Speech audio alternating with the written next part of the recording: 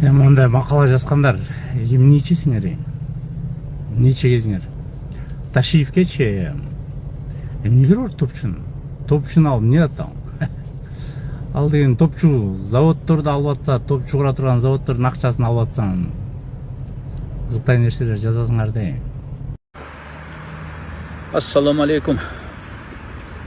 Ben daima kaç yerге барбайын, кызык нерселерди, окуяларды эстеп, силерге айтып берип атам. Анткени бул мен басып өткөн өмүрүм китепте жок. Билип койгула деп туруп. Мына Конституциялык сот. 98-жылы мыйзам чыгаруу жыйынында 35 депутат бар элек. 28 депутат токтом кабыл алып, Бишкектин эски аэропорт жагынан депутаттык шаарча курабыз деп акча бөлдүрүшөт. Бюджеттен курабыз депутаттарга деп. Ошого биз 7 депутат каршы чыгабыз. Болбойт мамлекет эсебинен депутаттарга кортеж куруу деп.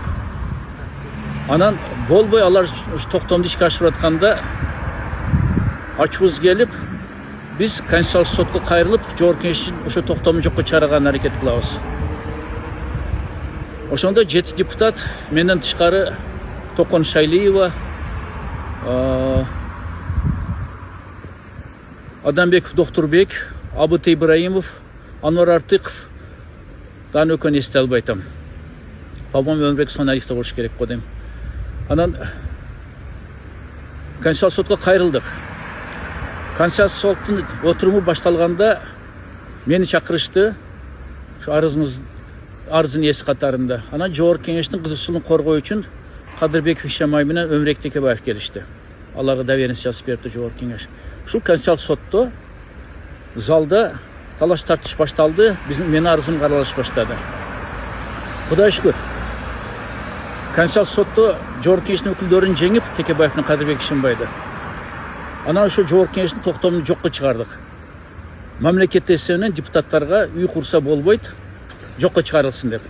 Андан кийин жогорку кеңеш бизден өч алыш үчүн бизди кабинеттен чыгарып салды. Ассаламу алейкум, жалпы кыргыз элим. Сиздерден жардам сурап кайрылып жатамын. 3 баланын жалгыз бой энесимин. Ортончу балам Умар 6 жашта, диагнозу ДЦП, врожденный паралич. Кайдыгер карабаган кыргыз элим. Уулум Умарга жардам бериңиздер. Балдарыңыздар оорубасын. Жараткан Аллах Таала өзүнөн башка эч кимге муктаж кылбасын суранамын. Уулум Умардын жок дегенде отуруп калышына жардам бериңиздер. Балам жок дегенде өзүнүн тамагын өзү ичкенге жардам бериңиздер, суранамын. Уулум Умарды таштабаңыздар.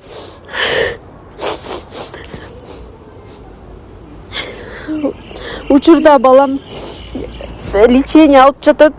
Баламдын алган лечениясы токтоп калбаш үчүн жардам кылып бериңиздер, суранамын.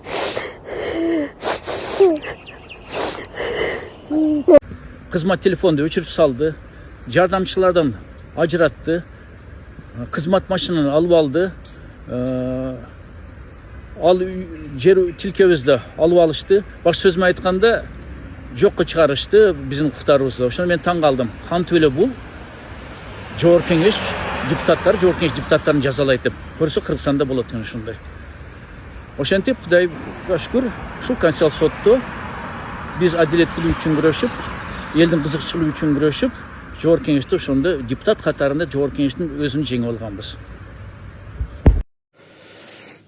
Ассаламу алейкум туугандар. Мен бүгүнкү кайрылуум кандай десем, нааразычылыгым мен бүгүн нааразычылыгымды айтайын дедим мен. Мен жалгыз атамын, мен айтып келем го постоянно, мен жалгыз атамын. Дагы бир жолу неме жөнүндө кайрылсам, алар чечебиз деп ошол жерден чечилген жок, калды эле. Эми көрөбүз аны деле кандай чечилеби. Бирок мага азыркы учурда балдарым чоңоюп калды. 2 уулум, 1 жыйыным бар. Мындай айтканда 3 уулум бар менин. 3 уулду чоңойтуп келдим жалгыз. Анан улуу балам 4 жашта, кичүү балам 1 жашта болчу да. Ушу ажырашкан ошондо. Азыр 15 жыл болуп эле эсептесем ажырашканыма, бойдок болгоныма, бойдок болуп жашаганыма. Балдарым өзүмдүн колумда, өзүм чоңойттум. Эми улуу балам 18ге чыкты. Анан баягы ата деген сезим башкача экен да. Мен ата жок өскөм өзүм. Атам мен төрөлүктө эле каза болуп калган, атам жок чоңоюп, мен атаны билбей калдым да, ата кандай болот экенин билбей калдым. Бирок мен ошол нерсени мен балдарыма берейин дедим. Атам мындай болот деп көргөзөйүн дедим. Аракет кылдым. Мен эч кандай кредит албай, жакшынакай өз күчүм менен, ак мээнетим менен оокат кылып, ушу балдарымды чоңойтуп келдим да. Урматтуу Москва шаарындагы мекендештер, эгерде сизди тиш оорусу тынчсыздандырып жатса, анда сизге Умбем клиникасын сунуштайбыз. Стоматология заманбап техникалык каражаттар жана материалдар менен камсыздалган. Жогорку даражадагы адистер өз ишинин сапатына кепилдик беришет. Хирургиялык стоматология, тиштерди кооздоп калыбына келтирүү, кандай гана оор абалдагы тиш болбосун, оорутпай алып салабыз, жулабыз. Тиштерди кесипкөй чеберчиликте, гигиеналык тазалоодон өткөрөбүз. Брекет системабыз да бар, имплантация жасайбыз. Протездөө, металлокерамика, цирконий жана башка түрлөрдү колдонуу менен сиз каалаган сапатта тиштериңиздерди оңдоп түзөп, салып жана тазалап беребиз. Биздин дарек Москва шаары, ВДНХ метросу, Кондратюка көчөсү 2, байланыш номуру +7 925 103 22 55. Мындай айтканда. Анан чоңойгон сайын потребностьтер да чоңойот экен, балдарымдын да катыштары болот экен, достору болот экен. Анан намыстанат экен бала дагы.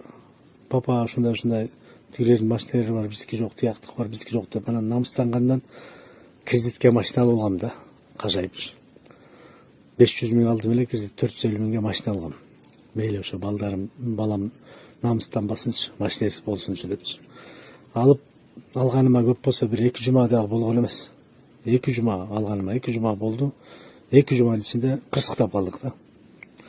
Ито биздин күнөөбүз менен эмес, башка бирөөнүн күнөөсү менен кырсыктап калдык. Жөн эле өз жолубузда кетип баратканда обочинада автобустун остановкада турган машина сплошнойго разворот алып аткан кезде урулуп калдык да. Видео камера түшкөн, баары бар менде. Анан биз эми баягы мыйзамды сыйлап, биз мыйзамды баш ийип, ушу мыйзамды өлкөдө жашайбыз да. Анан мен тиги менен чечейин десем, ал тааныш билиш кылат, ал 100%. Биз кыргыздарда билесиңер. А мен тааныш билиш кылып жаман көрөм андайдычы. Кой деп баягы мыйзамга такап, мыйзамды чечели деп эметип атсам, тиякта уже тааныш билиш кылып, баягы обоюдный чечкан ачат да, ар бир өзүнүн машиналарын кылып, мындай эле обоюдный болуп кетсин деп, следовательдер деле баары эле ошентет экен да негизи. Анан мен айттым, мыйзамдуу кылалы, экспертизага берели десек, анда экспертизага берели, анда экспертизаны күткүлө деди. Канча десек 1 ай деди. 1 ай ашып кетсе 2 айда болуп кетиши мүмкүн деп следователь айткан, бирок 1 айдын ичинде бүтөт көрүнчүсү деген. Анан макул деп экспертизага бердик. Экспертизага берсек, мынакей 1,5 ай болду. 1,5 ай болгондон кийин мен 21 апрелде болгон. Азыр мына бүгүн канча жыл? Бүгүнгө чейин жатат стоянкада. Терезелер ачык, суу болуп, чирип бирип, уже даттеме болуп, жана краскалар өчүп жатат стоянкада. Күндө какталып. Анан ошол күндө какталбасын деп эртерээк чечели деп бүгүн чалсам, ошол следователь жумуштан кетип калыптыр. Бирок мага айтпайт кеткенин. Мен чыгып кеткем дейт. Анан эмне кылалы десем, тиги начальник следствияга кайрылгыла, ошолор алып берет деди. Мейли да аларга эртең барып кайрылабыз го биз эртең. Бирок экспертиза боюнча тактасам, эксперт жок экен бизде Кыргызстанда. Кыргызстан боюнча бир эле ошо транспорт боюнча экспертиза бул Бишкекте эле экен. Ал ито жумушта иштебей калат экен, кээде кетип калат экен. Жумушта туруктуу эмес экен алар, экспертизалар бизде туруктуу эмес экен. Бир ай иштеп эле жумуштан кетип калып эле, кайра кийинкиси ал деле кетип калып эле ошентип жүрө берет экен. Айлык аз экен, менин угушум боюнча. Айлык аз болгондуктан эксперттер турбайт экен. Анан бир эле Бишкекте элестеткиле, бүт бору Кыргызстан боюнча бир эле Бишкекте эмне деген ушундук частныйлар бар дейт, бирок частныйларды билебиз да, частный кимиси көбүрөөк берсе ошого чечип бере берет да частный. А мамлекеттики эми бул баягы чын жакшы таза чечип берет. Ошон үчүн биз мамлекетке кайрылганбыз. Чын таза чечип берсин деп. Анан мен бүгүн билсем, эксперт ошо жумуштан кетип калыптыр эксперт. Эми 1,5 айдан кийин мен чалып атам да. Эми дагы 1 айдын ичинде бүтүп калышы мүмкүн деп атышат. Эми эксперт келсе, анан эксперт чыгып калышы мүмкүн деп атат да. Мүмкүн дейт алар. Менин билбейм эми нааразычылыгым дагы, сунушум дагы бар да. Неге мамлекеттик деңгээлде ар бир районго бирден экспертиза коюп койбошко? болбой коюп койсо. Анткени унаа кырсыгы көп болот экен да, көп постоянно болот экен. Анан көбүнчөсү баягы мыйзам, баарыңар айтасыңар, мыйзамды кылалы, мыйзамды өлкөлөшөбүз, мыйзамга баш ийели дейбиз да. Анан мыйзамды кылалы десек, мыйзам өзү убакыт жоюп салат экен да. Мыйзам өзү элдин баарын нааразы кыла берет экен да. Мен өзүм нааразы болуп кеттим да. Кээде баягы эмоция калтырасың, тияк жинденесиң, кээде мыйзамдарды билбей каласың кээдечи. Анан кээ бирлер ошо мыйзамды билбейт экен деп сени алдап лакабайт эткенге аракет кылышат да. Өткөндө да ошо жазсам, шылдыңдап, күлүп, ал эле бул эле деп тааныш билиш кылып эметип аткандан ички иштерге жазсам, ички иштер анан бияка эметип тездеткиле деген да. Бирок экспертизаңар жок экен, айланайындар. Жумуштан кетпеш үчүн айлыгын көтөрүп, бир экспертти отургузбайсыңар төбөлүккө. Бир райондордун чоң шаарларына бирден коюп койбойсуңарбы? Жоксо мейли Бишкекте кылсаңар дагы 3-4 экспертиза кылып койгула анда. Чтоб күтпөгөндөй, 1 айлап, 2 айлап күтпөгөндөй. Биз 2 ай күтүп машиналарыбыз таякта чирип калып атпайбы? Кээ бирөөнүн машиналары ошол жерде калып кетет экен. Ошол стоянканын акысына деп калып кетет экен машиналар. Жана майда чүйдө 100 миңдик, 50 миңдик деген машиналар калып эле кетет экен, анан эч ким албайт экен. Анткени мыйзамды күтө берип, мыйзам чозула берип, убакыт кете берип, экспертиза чыкпай, ошентип анан калып кетет экен. Анан мен дагы ошону каалаган жокмун да, машинам ошол жакта калып калганчы. Эртерээк чыгарып жасашым керек, бала чакамды багышым керек. Мага мамлекет жардам бербейт бала чакамды бакканга. Ушул убакка чейин балдарым 18 чыкканга чейин мага мамлекет жардам берген эмес. Мен жардам сураган эмесмин. Сурабайм дагы. Мен эркекче тарбиялап чогойто берем балдарымды. Сурабайм деле. Болгону мыйзамды так иштетип койгулачы, айланып кетейиндер. Мыйзамды иштетип койгулачы, ошо эксперттерди коюп койгулачы ордуна. Айлыктарын көтөрүп койгулачы. Иштесинчи. 1 айга чейин мейли 1 ай, хотя бы 1 ай срок кылып койгулачы. Ошо 1 айда толук бүтүргөндөй кылып бардык маселелерди. Ошол жетишпей атып, анда райондорго да коюп дегендей эксперттер. Унаа боюнча, транспорт боюнча эксперттер дефицит экен бизде. Ошону айтайын дедим, туугандар. Жалпы эми Садыр Нуркожоевич көрүп калсаңыз, ички иштер министрлиги көрүп калса, ушул боюнча бир ойлонуп, жакшы жыйынтык чыгарат деп ишенем мен. Көп элдер айта албайт экен, көп элдер ушундай нааразы боло берет экен. Ошолордун кесепетинен, ошол майда чүйдө болбогон бир эксперт үчүн килтеген бийликтеги мамлекетти жаман көрөбүз да биз. Карапайым эле ушундай экенбиз да. Кенеде эле нерсе булчу, бирок ушунун кесепетинен министрлер жаман аттуу болот экен, президенттер жаман аттуу болот экен. Чоң өдө жакталар жаман болот экен да. Майдачылар жаман көрүнбөйт экен. Булар жүрө берет, кааласа иштейт, кааласа иштебейт, кетип кала берет экен. Ошон үчүн мен кайрылуум ошо. Ички иштер министрлигине, Садыр Нуркожоевичке кайрылуум.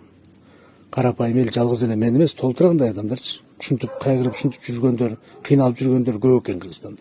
Стоянкага барсам, ошол жерде чирип, уже гат басып, ошол жерде көп жылдан бери жатып калган машиналар деле бар экен да. Чыкпай калгандарчы. Ошол менин айтарым. Мен эми дагы 1 ай күтүшүм керек экен. Эми кандай жыйынтык чыгарда, мейли кандай болбосун, главное мыйзамдуу кылып чыгарып берсе, ошону эртерээк чыгарып биз да жасайлы машинени. Эптеп септеп тапсам дагы, ошо машинени бүтөп, сатып кайра кредитин жабышым керек. Кредитти жаппасак, жөндөн кредит төлөп калган болуп атабыз да азырчы. Алып алдык, кырсыктап калдык ушинтип эми. Эми кырсыктагандан кийин ушундай болуп калат экен. Эртерээк чечилбей калат экен. Мыйзамды кыла алсак, узарып кетет экен убакыт, чозулуп кетет экен.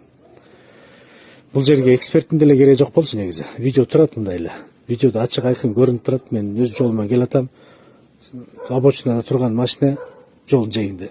Ошол жерден туруп эле разворот алып атат сразу. Поворотникти заранее күгүзүп бир 5 секунд турбай, бир 2-3 секунд, 4 секунд турбай эле күгүзүп туруп эле бурулуп атат да мындайчы. Мен даже ориентировалганга жетишпей калдым да. Чыга калды, бүттү, сүздүм. Эми ушуну эксперттин эмне кереги бар бул жерге? Бул жер следовательдин деңгээлинде эле чечилмек. Сиз күнөөлүү экенсиз давай төлөп бересиз бияка деп болду. Ошол менен нааразычылыгым. Мейлиңиздер, салам алейкум.